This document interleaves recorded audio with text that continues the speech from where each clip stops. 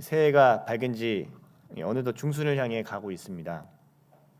여러분, 우리 다시 한번 서로에게 인사해 볼까요? 새해 복 많이 받으십시오. 새해 복 많이 받으십시오. 그런데 이렇게 우리가 서로에게 권하는 이 복, 도대체 이 복은 무엇일까요? 진짜 하나님이 우리에게 주시는 복은 무엇일까요? 문자적으로 우리가 쓰는 이 복은요, 볼 시자의 한자와 또 복보자의 그 가득할 복의 합성어입니다. 그래서 보인다는 것은 신에게 재물을 이렇게 바칠 때 술잔이 이렇게 가득히 넘치는 상태를 가리켜서 이 단어적으로는 의미가 신이 내려주는 풍요롭고 만족스러운 상태를 얘기합니다. 그래서 우리들은 흔히 이 복을 신이 내게 주는 건강과 또 재물로 생각을 합니다. 하나님이 물론 재물이나 건강을 우리 가운데 주실 수 있습니다. 아멘. 네, 복 안 받고 싶으신가요? 네, 재물이나 건강을 주실 수 있습니다.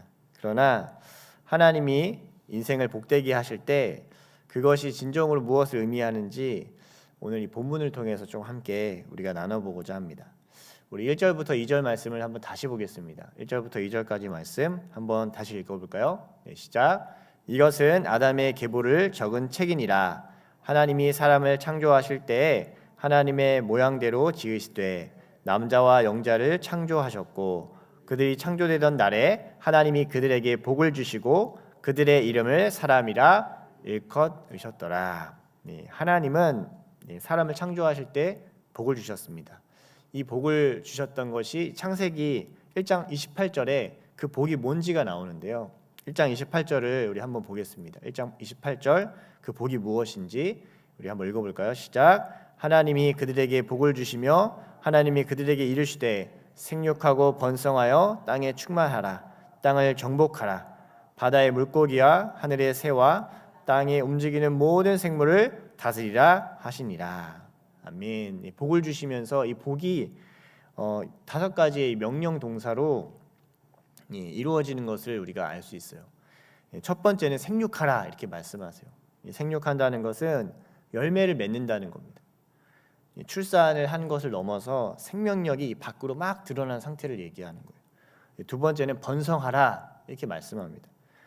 이것은 이 생명이 나았을 뿐만 아니라 증가하고 확장되는 것을 얘기해요.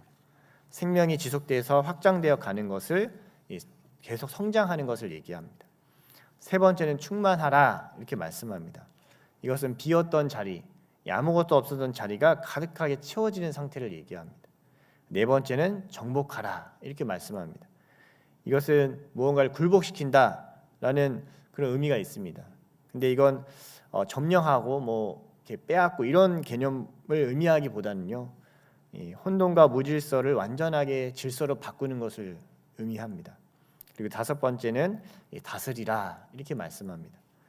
이 왕이 할 수 있는 영역이 다스림의 영역입니다. 하나님은 우리가 하나님을 대신하여 우리가 속한 영역을 주시는데 그 영역을 보호하고 책임지는 존재가 되게 하시겠다라고 하면서 이 복을 우리 가운데 허락하십니다.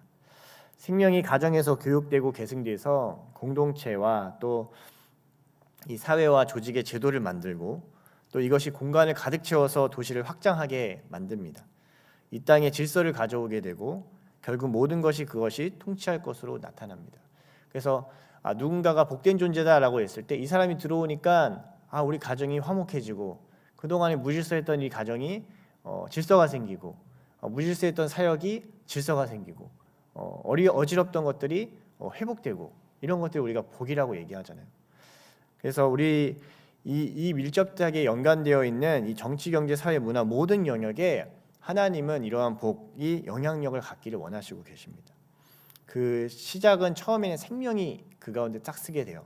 그렇지만 우리가 최소 단위인 가정부터 완전히 변화되고 또 그것이 폭발력으로 변화돼서 이 사회 전반 또 나중에는 세계 정세까지 영향을 미치게 됩니다. 그래서 하나님의 나라의 확장을 이 세상과 전혀 상관없이 그냥 하나님 나라는 죽어서 가는 것이다 라고 생각해서만 사는 것은 굉장히 곤란합니다. 하나님의 나라는 이 땅에서 나타나고 우리가 예수님을 기다리는 예수님이 다시 오실 곳도 예루살렘 도성 시티, 이 땅을 얘기하고 있습니다. 우리가 어제 리더십 컨퍼런스를 이제 진행을 했었는데요. 그때 이제 홈처치, 룸처치, 홈처치, 미션처치에 대해서 이렇게 나누었습니다.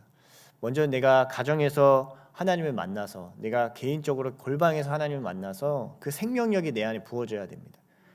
그리고 그것이 이제는 눈을 열어서 우리 가족들에게 확장되는 거예요. 어제 그 전도사님이, 주현 전도사님이 그 가정이 모이는 게 그렇게 쉽지가 않다고, 일단 가정부터 근데 사실 돌보는 거예요. 그래서 정복하는 겁니다. 그리고 나서 이것이 가족들이 함께 마음을 갖게 됐을 때 그 눈을 넓혀서 이웃에게로, 또 우리 직장 동료에게로, 또 캠퍼스에 있는 사람들은 학생들에게로, 이런 것들이 이게 확장되는 것이 이 복이 흘러가는 방향인 것이죠. 하나님의 생명이 가정에서, 또 우리 함께하는 가족을 통해서, 또 일터에서, 캠퍼스에서 나타난다면, 저는 이렇게 작은 시작이 무슨 대한민국을 바꿀까 하지만요, 이 작은 시작, 이 결심 하나가요, 우리 대한민국을 완전히 바꾸게 됩니다. 어제도 제가 막 이렇게 발표하면서 자살률, 출산율, 이렇게 이혼율 막 이런 얘기들 드렸었잖아요. 정말 쉽지 않은 지표들입니다. 대한민국이 지금 어려운 상황 가운데 있다는 것은 우리가 너무나도 잘 알고 있습니다. 하지만 하나님은 우리가 복이 되게 하셔서 그 복으로 이 대한민국을 살리게 하실 줄 믿습니다. 아멘. 하나님 근데 우리를 먼저 찾아오세요. 우리가 골방에서 기도하면 하나님 우리를 먼저 찾아오시면 먼저 누가 정복되는 줄 아세요? 내가 정복돼요. 내가 죽고 내 안에 그리스도가 사는 정복이 일어납니다. 그런데 그 정복은요, 나를 향해서 끝나지 않고요, 전 인류를 향해서 가게 돼요. 그렇다면 이 복이 흘러가는 모습은 어떨 것인가? 막 위대해 보이고 막 누구도 건드리지 못하는, 막 진짜 우리가 생각하는 정복자의 모습으로 나타나는가? 오늘 우리가 읽은 이 본문은요, 이 본문만 딱 읽고 나면 이거 설교를 어떻게 해야 되나 싶습니다. 죽고 또 죽고 또 죽고. 근데 이 사장의 가인의 후손이 나오는데, 이 계보와 다른 이 셋, 아담으로 이루어지는 셋의 계보가 오늘 우리가 함께 읽은 본문입니다. 특히 이 가인의 후손이었던 이 라멕은요, 4장 23절에 보면 자신에게 상처를 입힌 작은 소년을 죽이면서까지 자신을 정당화합니다. 하나님이 이 가인이 이 아벨을, 자기 동생을 죽이자 그를 보호하기 위해서 표를 줍니다. 근데 그거는 그 영혼이 다시 살기 위해서 기회를 주신 것인데, 라멕은 저기 나오네요. 라멕은 그 아내들에게 자기 상처로 말미암아 소녀를 죽었다고 얘기하면서 그 벌이 77배나 될 것이다. 자기를 오히려 해하면 더 상대가 어렵게 될 것이다 라고 얘기합니다. 이것은 자신의 죄를 계속 합리화하는 모습들이 이 가인의 후손 가운데 나타나는 것입니다. 겉으로는 강해 보일지 모릅니다. 그렇지만 그것은 하나님이 우리 가운데 주시는 복의 모습은 아닙니다. 그 사람이 못 건드려, 아무도 그 사람을 못 건드릴 거야. 그 사람의 권력이 얼마나 대단한지 몰라. 그 사람의 재물이 얼마나 대단한지 몰라. 근데 이게 하나님이 말씀하시는 복이 아니라는 것을 이 라멕의 모습을 통해서 우리는 알 수 있습니다. 아르케를 하신 분들은 제가 이제 이어서 하는 부분에 대해서 이제 조금 더 이해가 쉬우실 겁니다. 저희 아르케는 어떤 분은 혹자 아르케 줄게 할 때 아르케가라고 생각하시는데 그게 아니고 아르케 태초에 처음의 시작을 얘기하는데요. 이걸 우리 세가족 가정에서 이제 배우게 됩니다. 근데 이제 아담의 후손에 대한 내용이 사과에 나옵니다. 근데 그때 이 아담의 후손이 어떻게 복이 흘러가는지를, 정말 이 아담의 셋으로 이어진 이 후손의 복이 어떻게 흘러나는지를 하나님 우리 가운데 보게 하시는데요.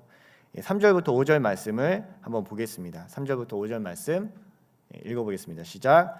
아담은 130세에 자기의 모양 곧 자기의 형상과 같은 아들을 낳아 이름을 셋이라 하였고, 아담은 셋을 낳은 후 800년을 지내며 자녀들을 낳았으며 그는 930세를 살고 죽었더라.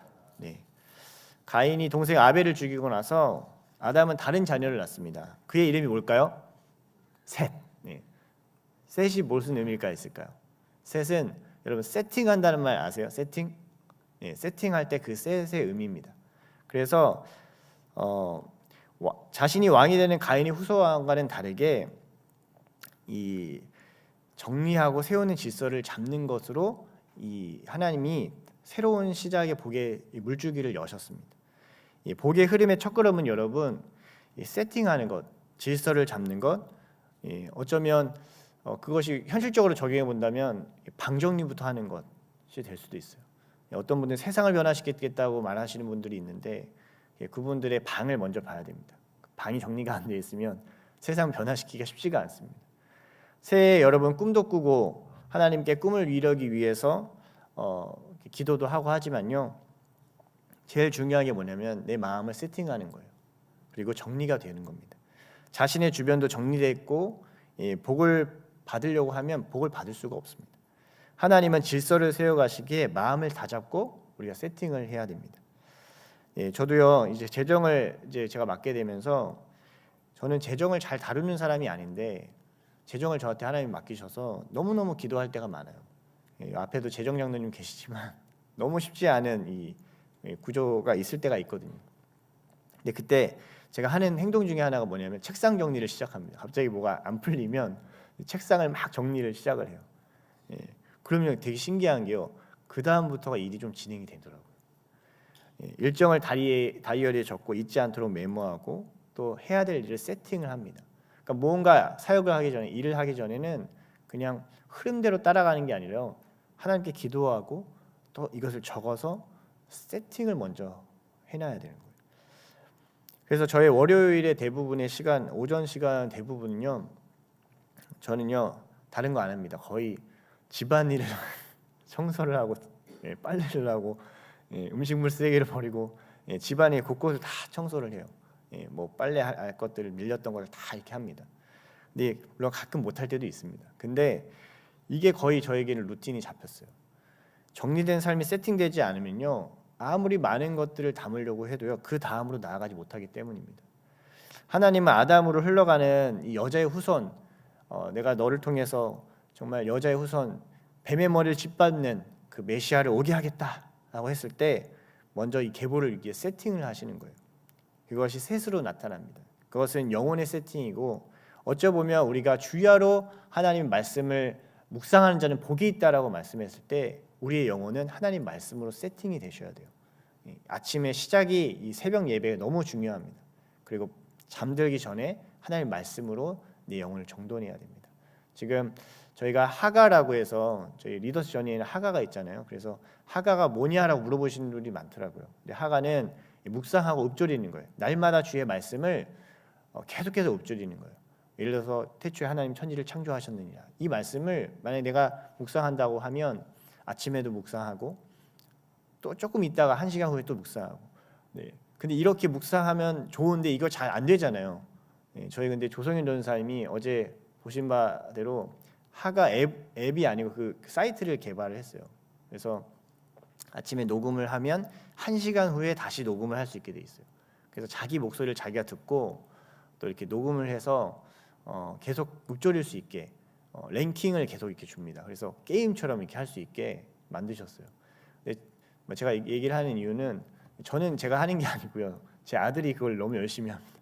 핸드폰을 주질 않으니까 그걸 통해서라도 어떻게든 핸드폰을 좀 주려고 하는 건지, 어쨌든 그러는데 저는 은혜가 되는 거예요. 아빠 저 하가하게 좀 주세요, 핸드폰 좀 주세요, 이러는 거예요. 그래서 안 줄 수도 없고, 그래서 주면 하가라는 목소리가 들리잖아요, 아들의.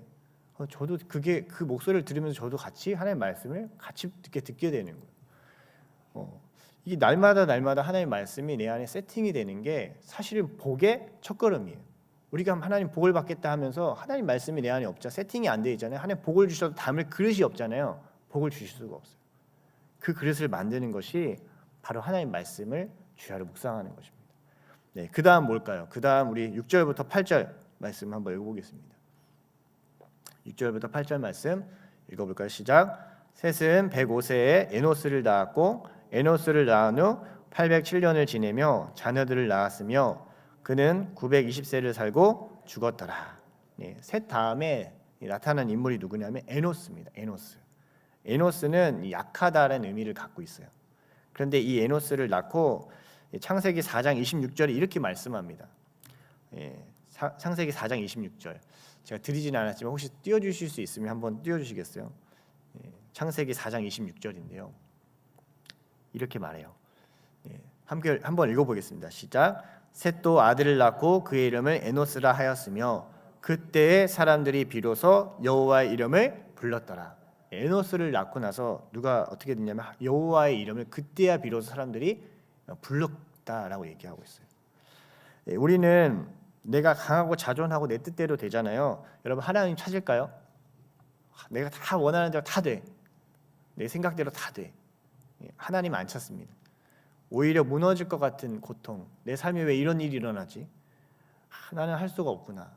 내 인생은 이렇게 할 수가 없는 거구나. 그 연약함을 통해서 하나님을 찾게 됩니다. 여러분 대부분의 청년의 시절에 하나님을 찾는 분들도 많지만 결혼을 하고 나서 찾는 분들이 많습니다. 왜냐하면 결혼 생활은 쉽지 않기 때문입니다. 할렐루야.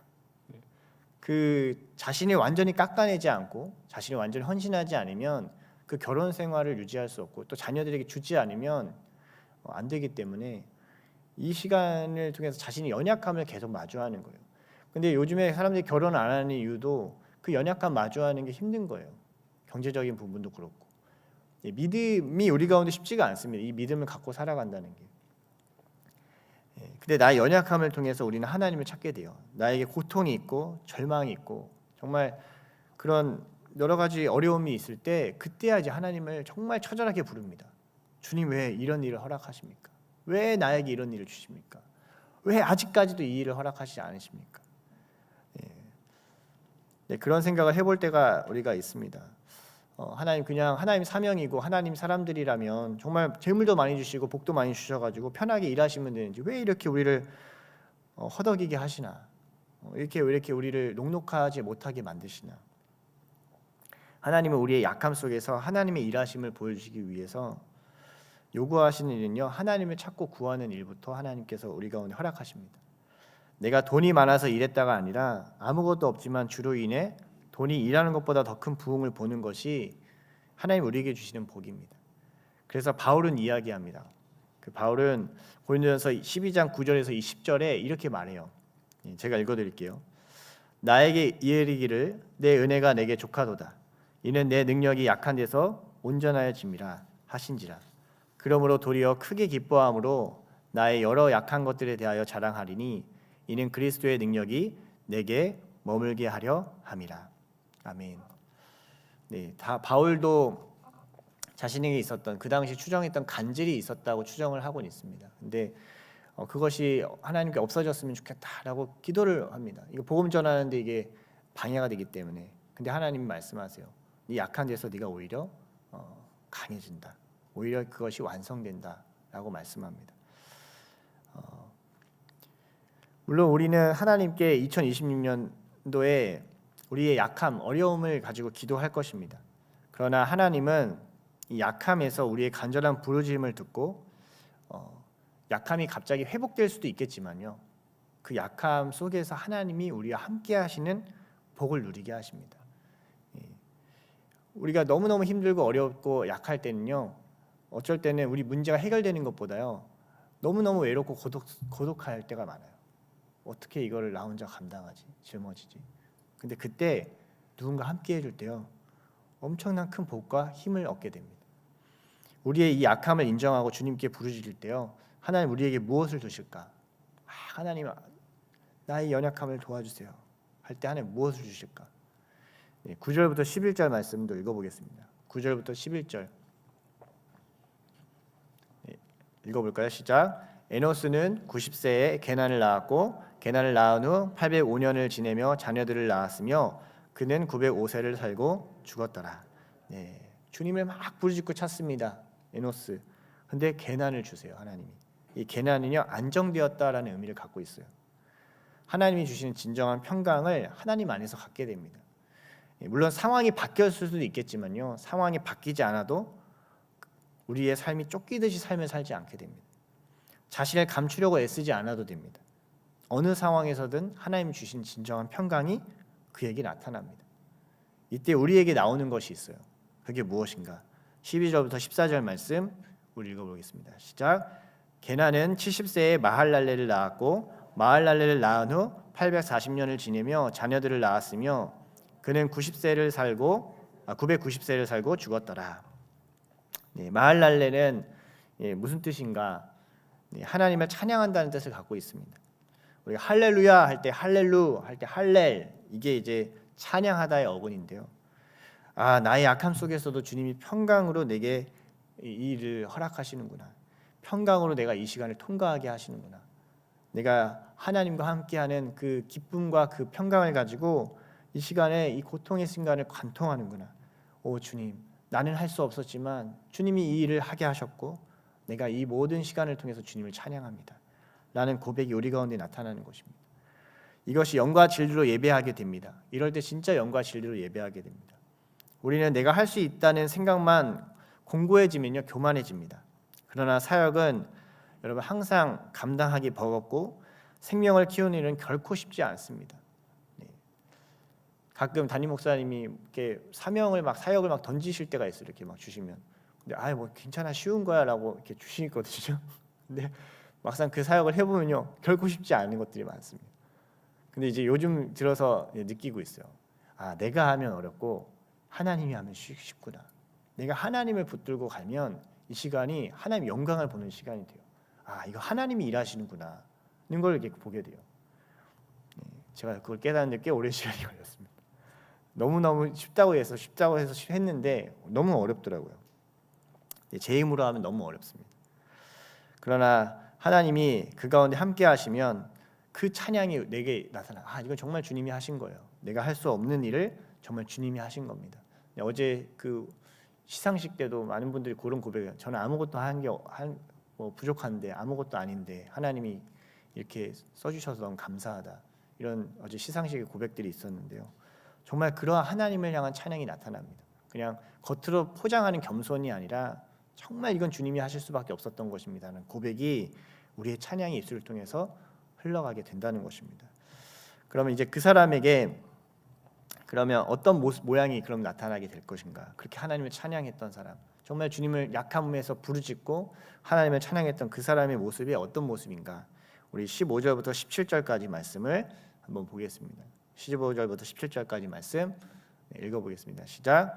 마할랄레는 65세에 야렛을 낳았고 야렛을 낳은 후 830년을 지내며 자녀를 낳았으며 그는 895세를 살고 죽었더라. 마할랄렐이 누구를 낳습니까? 야렛을 낳습니다. 이 야렛은 내려간다는 의미를 갖고 있어요. 그냥 겸손입니다. 하나님 앞에 자신의 그 삶을 부르짖고 정말 그 인생을 통과해서 하나님 찬양했던 그 인생이 나타나는 것은요, 정말 겸손한 모습입니다. 어제 담임 목사님 말씀에 그 험비셔스라는 용어를 쓰시더라고요. 용어. 그 험비셔스가 험불이라는 겸손과 앰비셔스의 야망의 합성어인데요. 어쩌면 우리가 복을 받은 상태는 하나님 앞에 겸손하지만 궁극적으로 하나님의 뜻을 향한 의지를 가진 강력한 인생이 된다는 것을 얘기하고 있습니다. 나를 낮추고 영혼의 마음을 얻어서 결국 그 영혼이 하나님의 뜻을 이루는 데까지 가게 하는 것, 그것이 우리 가운데 주시는 사명입니다. 여러분, 아이를 키우는 부모들은 알 것입니다. 아이의 마음을 얻어야지 그 아이를 성장시킵니다. 막 윽박지르고 막 때리고 한다고 잠깐의 결과는 있을지 모르겠지만요, 결국 그 아이가 성장하는 데는 해가 됩니다. 오래 참고 사과도 하고 달래기도 하면서 그 아이가 정말 가야 될 곳으로 가게 하는 것에 부모는요, 생명의 보람을 느낍니다. 진짜 복은 여러분 많이 가지는 인생이 아니라 하나님의 생명이 나를 통해 이 땅에 흘러가게 되는 삶입니다. 아멘. 진짜 복은 많이 받는 것이 아니라 하나님이 나를 통해서 일하시는 삶입니다. 2026년이 시작돼서 중반 이렇게 가고 있습니다. 내가 2026년에 어떤 성과를 낼까, 어떤 성취를 할까라는 생각도 우리가 하겠지만요, 그런 나의 능력이 있음, 나 능력 있는 사람이라는 거 증명하는 복이 아니라 하나님으로 인해서 주님이 이루실 영광 앞에 내가 얼마나 겸손하고 주님을 높인 자로 서 있는지, 그 진정한 복을 찾고 여러분 누리게 되시기를 축복합니다. 아멘. 내 인생의 발빠른 성취가 아니라 하나님과 발맞추는 동행으로 2026년도에도 내 인생의 진정한 복, 정말 나는 하나님 복 받은 존재구나. 나는 2026년도 복을 정말 누리면서 살았구나 하는 것을 또 고백하는 우리 모두가 되시기를 예수님이 축복합니다. 아멘.